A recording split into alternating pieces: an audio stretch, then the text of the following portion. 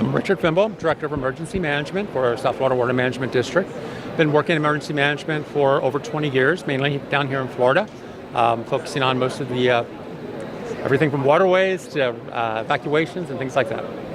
Thank you for what you do. Part of what we do is to communicate like the importance of informing everyone about being prepared for these climatic events, these emergency services.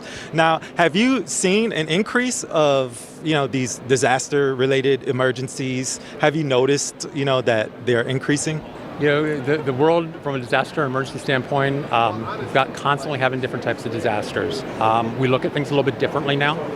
There may be different types of disasters that are happening more frequently and others that aren't happening as much. You look at the tornadoes, where basically Tornado Alley has shifted somewhat from the Ohio Valley area sort of down to the southeast coastline, Gulf Coast area. If you look back in history, hundreds of years back, you see a constant rotation. Right now, we're back on that uptick. And yes, we're always preparing for new events.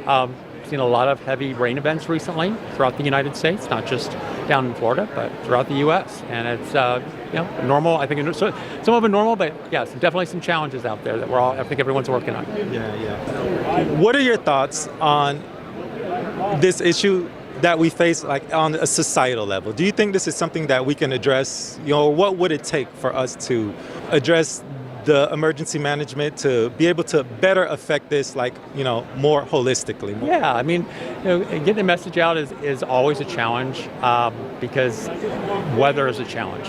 We may have great information and think a storm, for example, Hurricane Ian was going towards the Tampa Bay area and they started evacuating millions, but then it shifted. And it's only a slight shift. You're only talking a couple of degrees shift. And then all of a sudden it's into Southwest Florida, okay?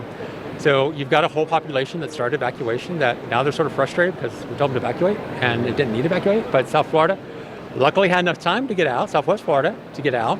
But then that's where the challenge is because weather's not a perfect science. Figuring out what's going to happen is not perfect.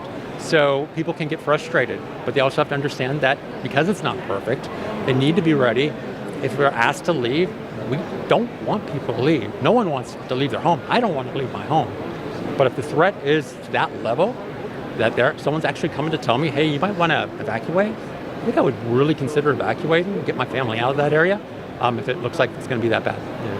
Now, what do you think are some areas of improvement? You mentioned communications. How can we make that better so that people can more readily know and then to heed those warnings?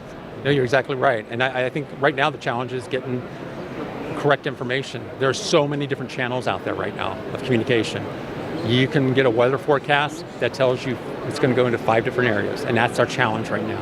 What is actual truth? What is the best information? And I think trying to get that narrowed down is probably our biggest challenge right now, of trying to find out what is that truthful information that everyone should look at.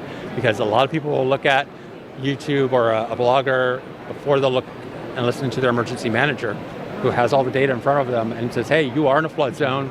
Based on the current forecast, your area's going to go into water. You might want to move. Yeah. So that is a challenge. And I don't know if anyone really knows what that solution is. Everyone tries to give out the right information and be as truthful as much as we know. Weather changes, and then it makes makes folks look bad. And I get it, but everyone does their best, I think, to try to get it right. Thank you so much for the interview. All right, Richard, thank you so much for what you do and everything else.